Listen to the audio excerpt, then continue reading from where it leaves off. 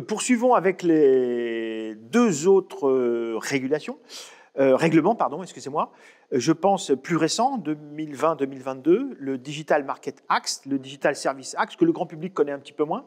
Quel bilan vous dressez aujourd'hui sur ces régulations? Et puis il y en a une que vous évoquiez tout à l'heure, qui n'est pas encore aboutie, qui n'est pas encore votée, c'est celle sur l'intelligence artificielle. Elle est dans les tuyaux, hein? Non, elle est votée aussi. Ah, ça y est, pardon, excusez-moi. En Europe, pour la plupart des textes, donc vous les travaillez dans la fameuse trilatérale, là, donc on négocie au Conseil entre États, puis on passe devant le Parlement, puis on discute avec la Commission, et puis on recommence, et puis on adopte le texte, et après il faut le traduire en droit national.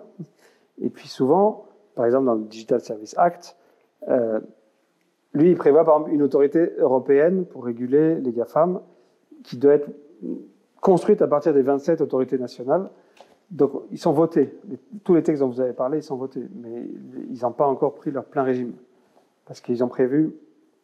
Ils organisent un cycle de 2-3 ans de mise en œuvre. Donc, voilà, ils sont votés, mais ils ne sont pas encore à plein régime. Moi, je suis un grand fan du Digital Service Act parce que on va voir si ça suffit, c'est pas sûr, mais il propose une solution élégante à une vraie quadrature du cercle. Donc aujourd'hui, on a un problème, c'est que ces réseaux sociaux sont le paradis des fake news, de la désinformation, des rumeurs, et aussi de toutes sortes d'actions soit illégales, soit pas illégales. Les Anglais disent lawful, donc légal, but harmful, mais qui fait des dégâts. Donc le harcèlement, le les gamins qui sont poussés au suicide par du harcèlement scolaire, le grooming, un truc où on amène petit à petit les gamins vers des pédocriminels, mais pour l'instant, on se contente de les convaincre, de se dévêtir, enfin, des petites choses qui sont dans la zone grise, là. Ouais. Mais on sent tous confusément que si on fait confiance à ces boîtes-là, ça ne marche pas, on ne peut pas leur faire confiance. Mais si on dit c'est l'État qui va effacer tous les contenus qui ne lui plaisent pas, c'est dangereux aussi. Et donc, on ne savait pas trop quoi faire. Et un jour, quelqu'un a dit qu'il faut peut-être s'inspirer du système de compliance qu'on a dans le système des banques. Donc, en gros, il faut qu'on rende les boîtes responsables. Et donc, on a dit on va créer une autorité indépendante. En France, c'est l'Arcom. Puis, dans chaque pays, il y en a un. Et puis, ensemble, ils vont créer l'autorité européenne. Et qui va exiger des boîtes qu'elles nous présentent les risques qu'elle a analysés et les correctifs qu'elle y a apportés, mais dans un dialogue qui sera musclé. Donc en gros, s'ils nous disent non, c'est bon, j'ai tout réglé, il n'y a pas de problème, on leur dit là, tu te fiches de ma gueule, et j'ai le droit de te mettre une amende qui peut être jusqu'à 6% de ton chiffre d'affaires mondial. Donc tu as intérêt à l'année prochaine à me répondre la vérité, sinon c'est l'amende. Et donc c'est pas un juge, parce qu'on ne va pas juste les sanctionner, mais c'est la capacité d'un dialogue musclé, parce que l'autorité de régulation, elle a aussi un pouvoir de sanction. Mais elle cherche à obtenir que eux, ils inventent les réponses, ce qui respecte les libertés fondamentales et la démocratie. Et là, on est en phase d'investigation. Je pense que malheureusement, parce que ça veut dire qu'ils n'ont pas été loyaux, les entreprises en face, les premières amendes un peu costaudes liées au DSA vont être données cette année, là, avant l'été 2025. Et là, on aura sans doute des représailles de l'administration Trump. Et les choses intéressantes vont commencer. Et le temps des diplomates arrivera. Alors justement, dans ce qui pointe son nez, il y a aussi, avec la physique quantique, qui a quand même déjà quasiment un siècle, l'informatique quantique, qui est aussi dans les tuyaux depuis un certain temps, avec quelques fleurons français d'entreprises qui commencent, qui ont déjà bien commencé à travailler dessus.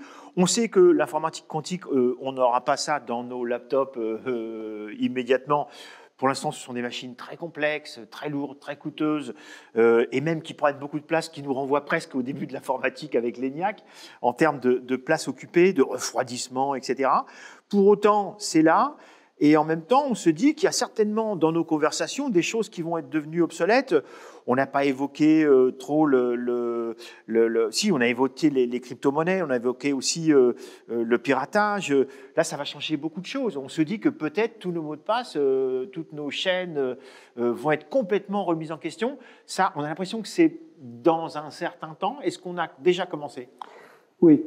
Mais d'abord, je ne suis pas archi compétent là, parce que c'est un monde de physique. Compliqué, ouais. Pour l'instant, c'est de la physique théorique. Ah ouais. Ce que j'ai compris, j'étais là il y a 3-4 ans, quand Paola Forteza avait remis son rapport sur le quantique. Et en gros, ce qu'ils expliquaient, c'est que dans les années 50, on s'est mis à utiliser une des propriétés de la physique quantique, et ça a donné le laser, la fibre optique, et des dizaines d'applications. Et là, on commence à exploiter une autre.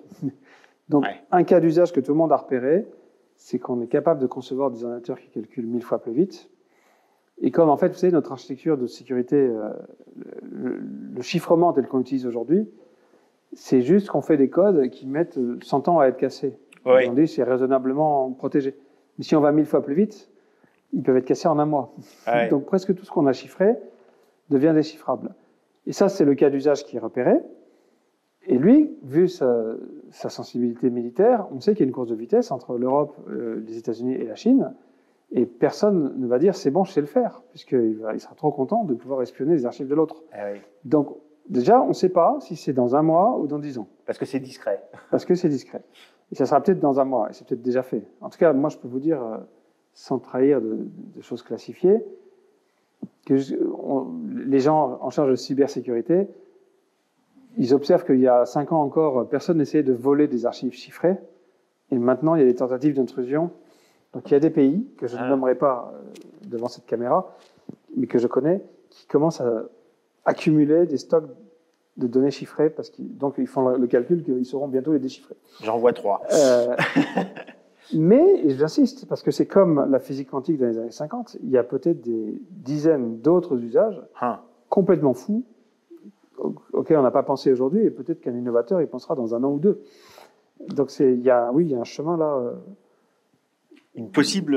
Et il faut revenir aux années 50. Je veux dire, c'est pas seulement une étape de plus de l'histoire du numérique. C'est très lourd, quoi. C'est très lourd. C'est pour ça que ça prendra peut-être aussi un peu de temps. Alors, on arrive au terme. Et là, vous savez, je vous avais évoqué la question secrète. On se le fait un peu plateau de télévision. En plus, on a dans cette salle T-News carrément un plateau de télé en bord, un petit peu comme le Late Night Show aux États-Unis. Si vous aviez aujourd'hui soit à faire passer un message à notre public, dont je vous ai dit, il est très très large, puisqu'il n'y a pas de login, pas de password, vient qui veut, quand il ou elle le souhaite.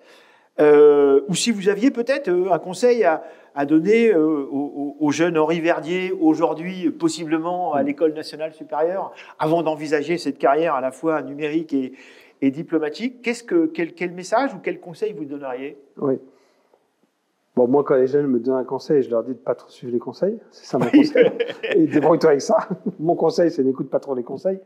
Mais peut-être que ce que j'ai d'ailleurs essayé de dire là depuis une heure, la technologie, c'est fascinant.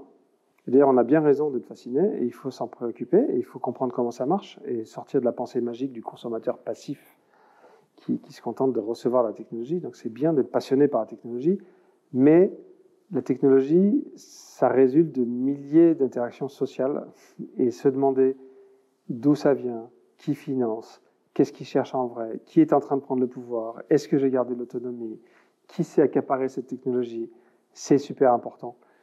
Et moi, il m'a quand même fallu 10 ou 15 ans où j'étais juste un entrepreneur joyeux avant de commencer à avoir une mauvaise conscience politique, puis ensuite à rejoindre l'action publique.